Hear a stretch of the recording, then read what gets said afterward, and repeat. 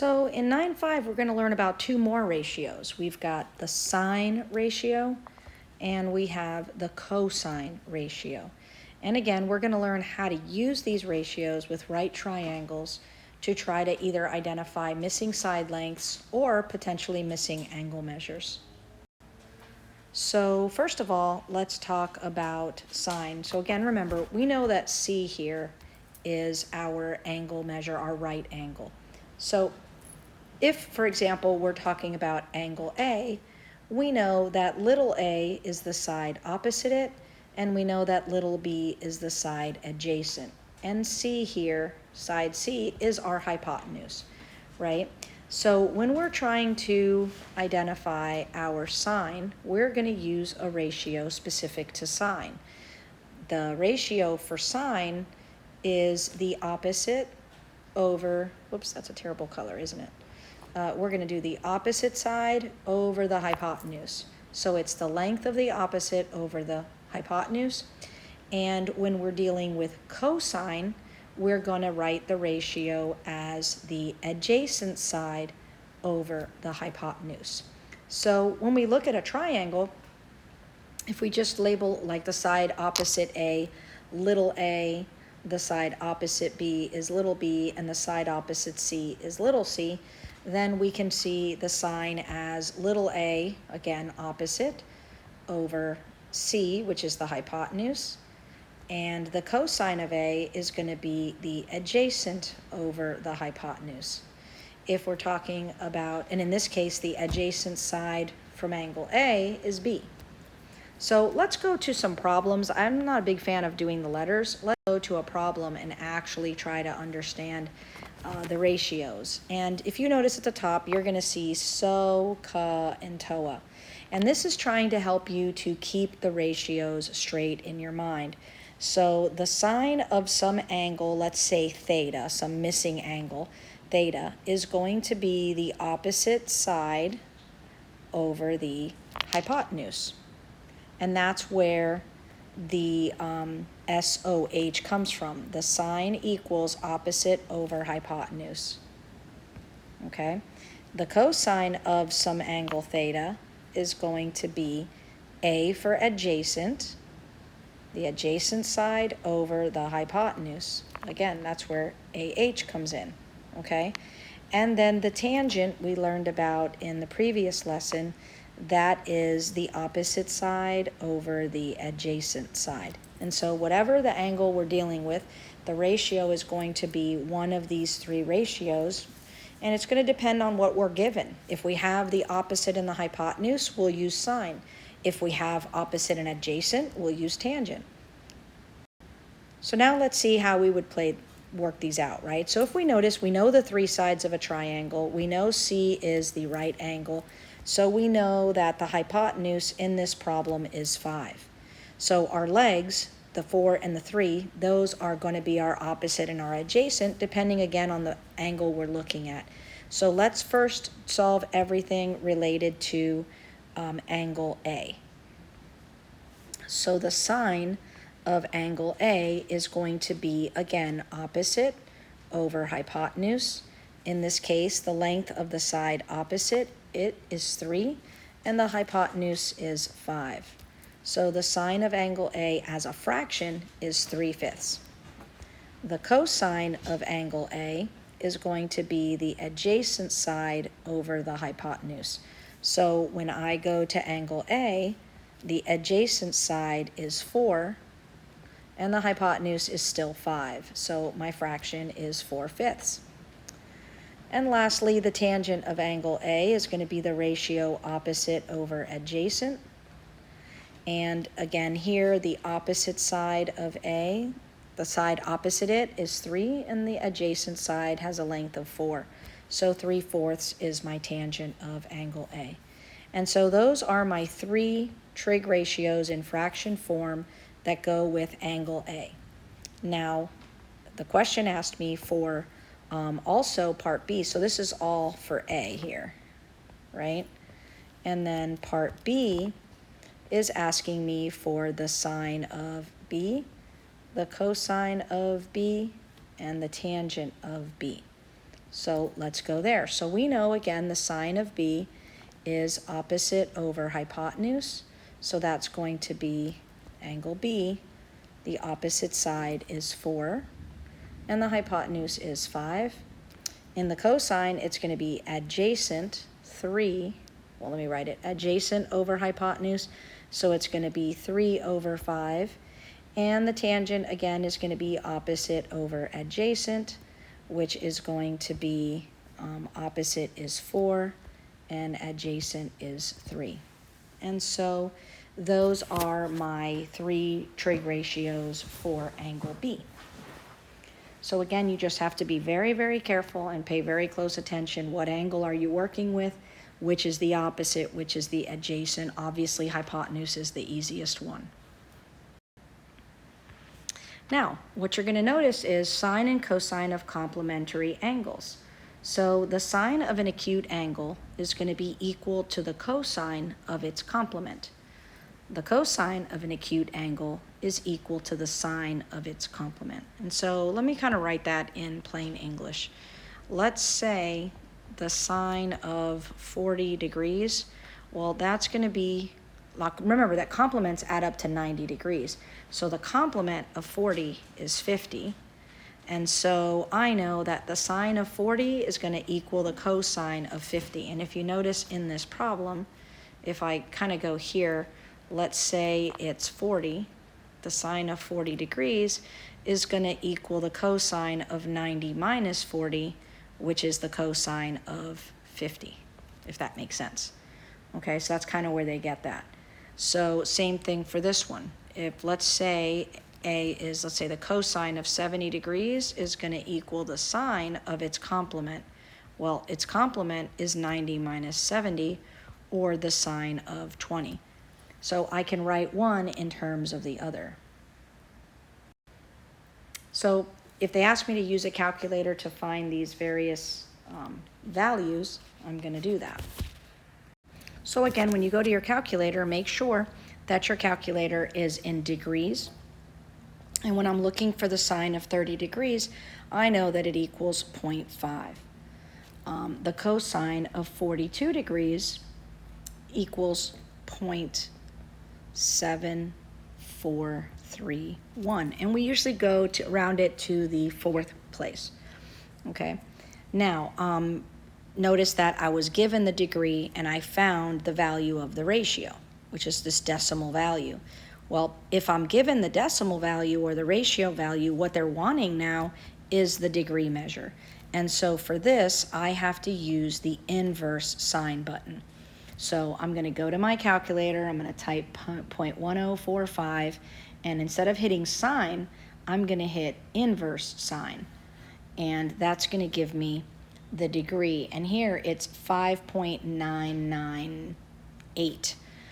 So again, I could either write, I think I'm going to do, it's basically 6 degrees because it's 5.99.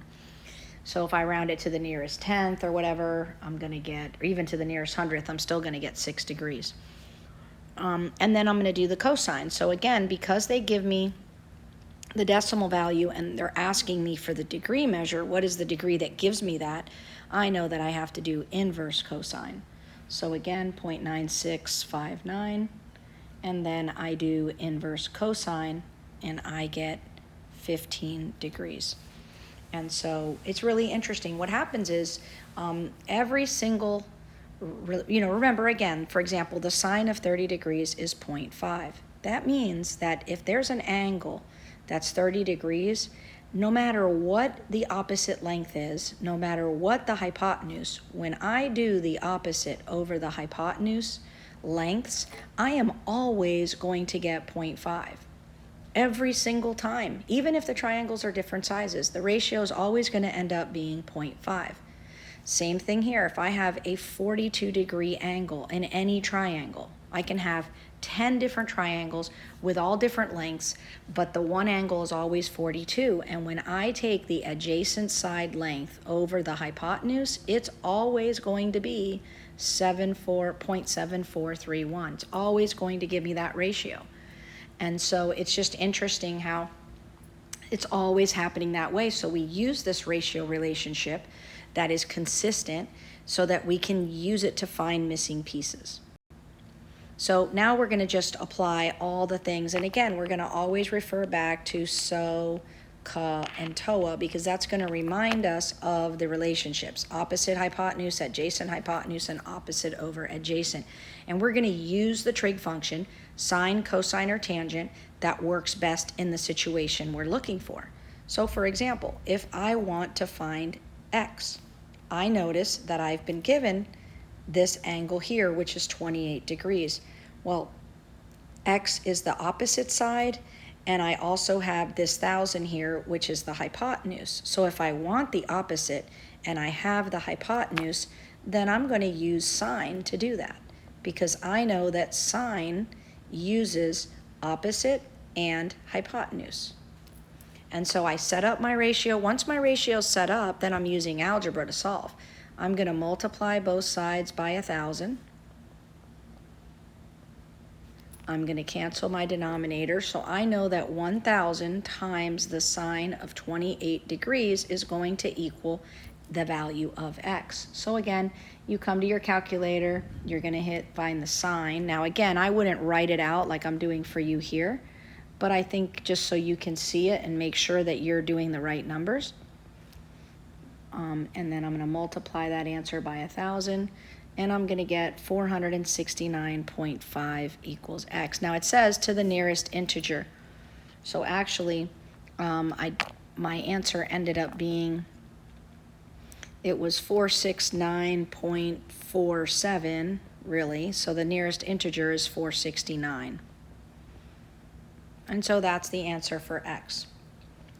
Now, again, I have to kind of keep looking at the situation because they didn't just ask me for x, right? They asked me as well for y. So now I'm going to try to figure out y. Well, again, I come to the problem, and I see that I have angle 28 right there. And I know that y is the adjacent side. So I know that cosine of 28 degrees is going to equal the adjacent over the hypotenuse. And so here I am again with a very similar type of scenario. I'm going to solve for the variable by multiplying both sides by 1,000 first, right? That cancels. And I get 1,000 times the cosine of 28 is going to equal y. Well, the cosine of 28 is 0.8829. And if I multiply that by 1,000, I'm going to get that y equals 882.94, which rounded to the nearest integer is 883. So y is 883. And so there I was able to solve for both variables that we were looking for, one using sine and one using cosine. Again, we keep going. It says find x correct to the nearest degree. I don't know what x correct is, but basically they want me to find x, and they've given me two sides here, right? So let's think about that. X is the angle we're looking for. I have the side opposite the angle, and I have the hypotenuse. And so again, I know in SOHCAHTOA that, my little shortcut, I know that, again, sine is the one that uses opposite and hypotenuse. So I know the sine of x, whatever x is going to be the opposite side over the hypotenuse. So first I'm going to do the math, and I'm going to figure out what is 18 divided by 30. And I see that it's 0.6. Now notice that what I'm looking for here is a degree measure. That means that I'm going to have to use the inverse sine. So what degree measure gives me a sine of 0.6? So I do 0.6, I hit inverse sine, and I'm going to get 36.86 or 87 degrees. Now it says to the nearest degree, so if it's 36.8, I know it's going to be 37 degrees. So x equals 37 degrees. Keep going. Find the measure of the three angles and round to the nearest tenth. Now here, this one's interesting because this is not a right triangle. So at first sight, you might say, well, I don't really know what I could do here. However, notice that it's an isosceles triangle, and if I was to draw an altitude here, I would be breaking this up into two triangles, right? So the 4 would be the whole side, right? But I would have two sides there, and I could then find the pieces, right? So for example, let's say I wanted to find angle B. Well, notice that in angle B, this is my hypotenuse over here, I have the adjacent side and I have the hypotenuse. So I know the cosine of angle B is going to equal the adjacent over the hypotenuse. So 2 over 5 is 0.4, and if I do inverse cosine using 0.4, I'm going to figure out what angle B is. So 0.4 inverse cosine, and I'm going to get that angle B equals 66.4 degrees. So I know B is 66.4. Well, I know that these are isosceles triangles, so I know this angle is also 66.4 degrees. And so now I'm just missing angle A. So angle C is 66.4 degrees. And now again, I know that all three of these have to add up to 180. So I could just be a little bit lazy. I could say, well, 66.4 plus 66.4 is together 132.8. And so angle A, whoops, not 8, angle A is going to equal 180 degrees minus 132.8. That's one way of doing it, which is going to be 47.2. So angle A equals 47.2 degrees. Now, I think I'd like to do it using trig functions. So yes, I know it's 47.2, but how could I have found that using trig functions? Well, once again, let's say I was trying to find the measure of this angle here. Well, I know that I've been given the opposite side and the hypotenuse. So I know that the sine of A is going to equal the opposite side over the hypotenuse. So that's going to equal 0.4.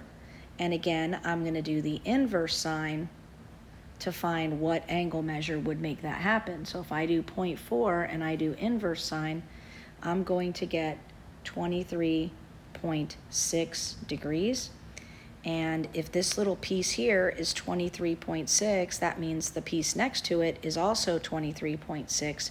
And if you do the math, you realize you're going to get 47.2, which is what I got here, because angle A is both of them together.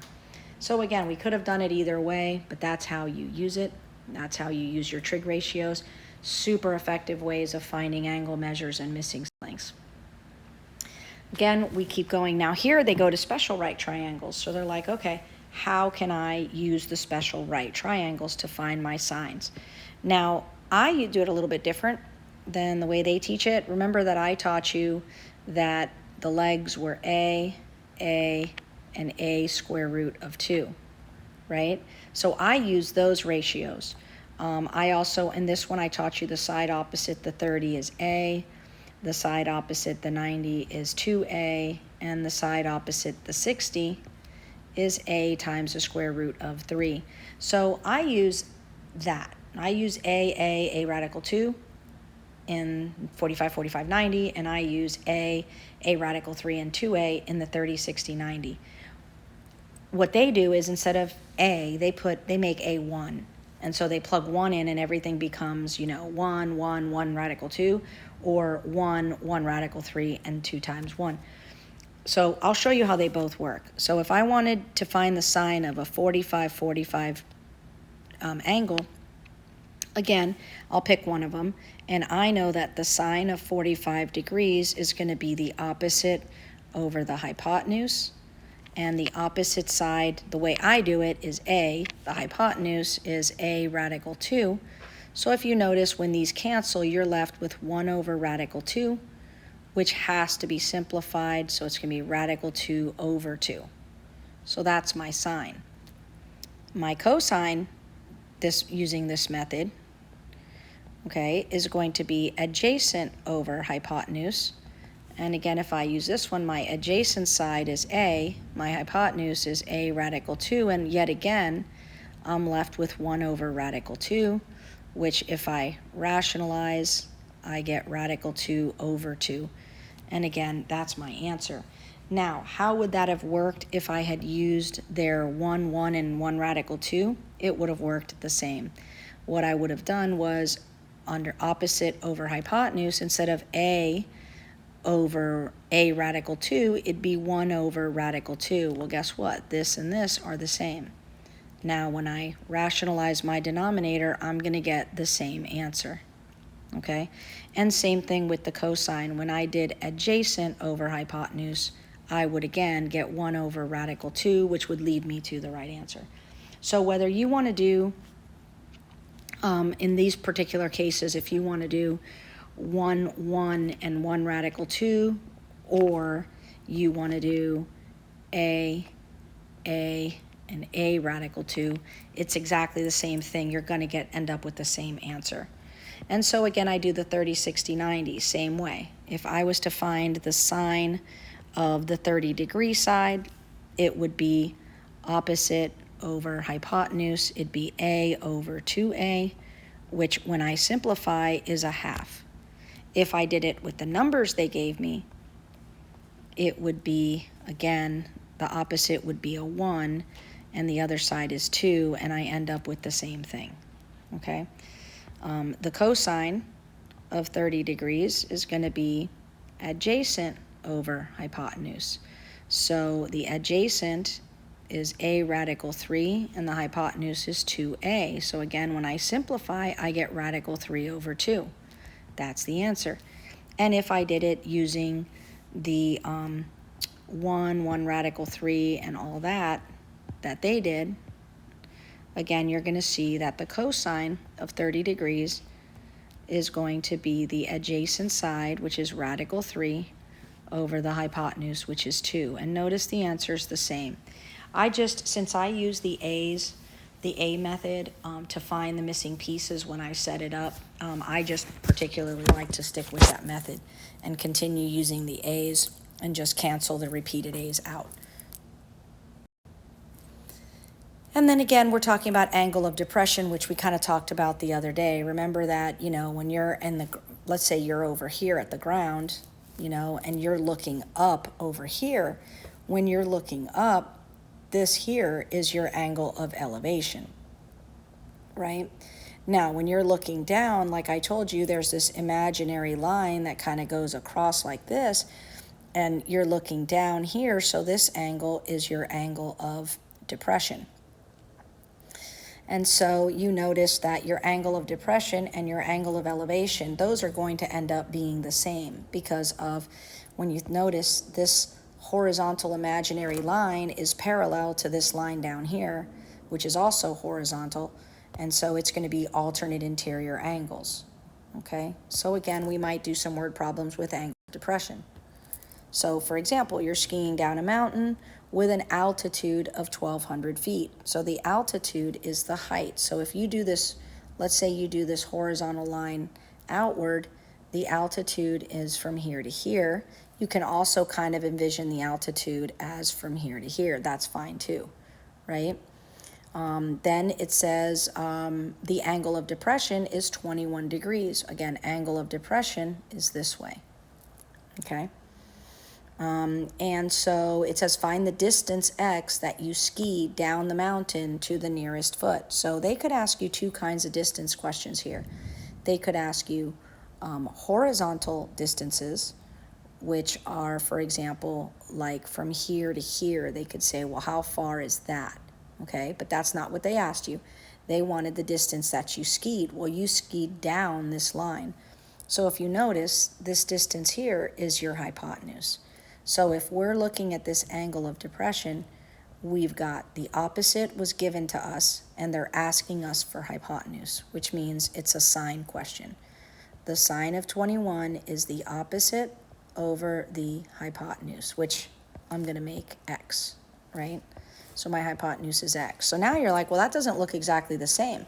but we still have to get rid of our denominator. This one is a little bit different because when we multiply, we don't really get rid of our numbers too easily, right? So we've got x times the sine of 21 degrees equals 1200. Well, again, remember that our goal is always to solve for x.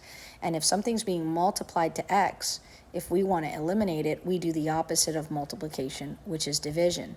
So we're going to divide both sides by the sine of 21. So we know that x equals 1200 divided by the sine of 21. And I do it in parentheses on my calculator. So I would come over to my calculator. Now, if you want to, come up with the sine of 21 and you want to come up with 4 numbers, that's fine. I kind of do it all in one swoop. I do 1200 on my calculator divided by, and then in parentheses, I put the sine of 21. I end the parentheses, but I'm just going to write it out for you. Oh, no, it's not 1,000, is it? It's 1200. So 1200 divided by the sine of 21 is 3584. And so it equals 3,348.5, and it says to the nearest foot. So 3,349 feet. So that's how far you skied, 3,349 feet. That's x. And so that's how you solve for it. So again, you're going to be asked 3 things. You're going to be asked horizontal distance, which is this or this. You're going to be asked diagonal distance, which is your hypotenuse, or you're going to be asked elevation, okay? So it's always going to be one of the 3 things. And that's how you're going to know which trig ratio to use, depending on which one you're being asked for and what you're given.